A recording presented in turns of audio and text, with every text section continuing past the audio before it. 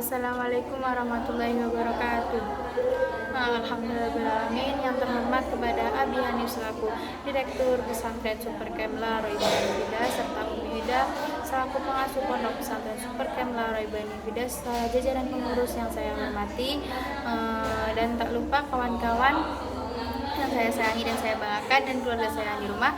Semoga sehat selalu, diberi rezeki yang banyak dan doa yang terbaik untuk mereka. Saya Halwa Anjing Tanawar dari kelas 10 MA Supercamp La Roibani Fida akan mempresentasikan tentang Sulam Taufik bab ke-8. Jadi di bab ke-8 itu ada 3 bab di kitab Sulam Taufik. Yang pertama itu ada hal-hal yang membatalkan sholat, yang kedua ada syarat sholat, dan yang ketiga adalah syarat sah sholat. Jadi kita bahas satu-satu guys. Di hal-hal yang membatalkan sholat, yang pertama itu ada melakukan pekerjaan yang banyak, kayak misalnya kita udah takbir Allahu Akbar, kita garuk-garuk atau kita geser gara-gara ulah teman, bukan geser gara-gara ada suatu celah ya guys. Yang kedua itu ada gerakan main-main, kayak misalnya kita bermain-main, gerakannya itu bukan gerakan sholat tapi gerakan main-main yang kita sengaja. Yang ketiga itu ada makan dan minum dengan sengaja. Makan dan minum dengan sengaja. Jadi kita makan dan minum sengaja. Jadi pas sholat Allahu Akbar terus ada makanan terus kita makan, itu nggak boleh guys.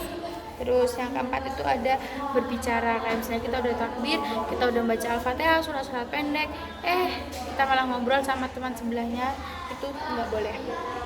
Terus yang kelima itu ada niat memutus sholat. Jadi kalau misalnya kita udah takbir, udah baca surat pendek dan ruku dan lain sebagainya, itu udah harus menghadap Allah, benar-benar menghadap Allah, harus khusyuk dan tidak boleh memutuskan di tengah jalan. Terus yang kedua itu ada syarat sholat. Syarat sholat itu ada 5.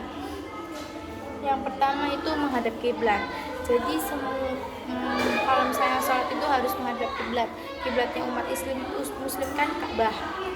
Yang kedua itu telah masuk waktu sholat. Jadi sholat itu syaratnya harus setelah waktu sholat, kayak misalnya bisa setelah azan langsung sholat. Yang ketiga itu ada Islam dan tamyiz. Jadi emang kan ibadahnya orang Islam adalah sholat, berarti harus Islam dan tamyiz. Tamyiz itu harus pintar. Yang keempat itu memahami kefarduan, jadi harus memahami kefarduan sholat. Yang kelima itu menutup aurat. Kalau misalnya yang perempuan itu auratnya dari seluruh tubuh kecuali muka dan telapak tangan. Kalau laki-laki dari pusat sampai bawah, jadi harus tertutup, kayak misalnya pakai mukena, pakai sarung, dan pakai baju koko.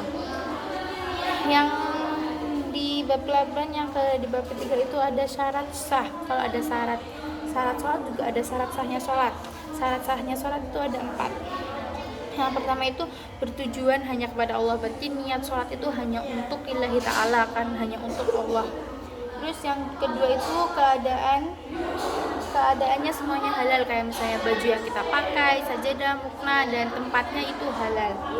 Terus yang ketiga itu konsentrasi dalam sholat. Jadi harus sholat dalam sholat itu harus konsentrasi, pikirannya tidak boleh kemana-mana, kayak misalnya mikirkan habis ini mau makan, habis ini mau itu, habis ini tidak, karena kita harus menghadap Allah, jadi harus konsentrasi. Yang keempat, yang terakhir itu adalah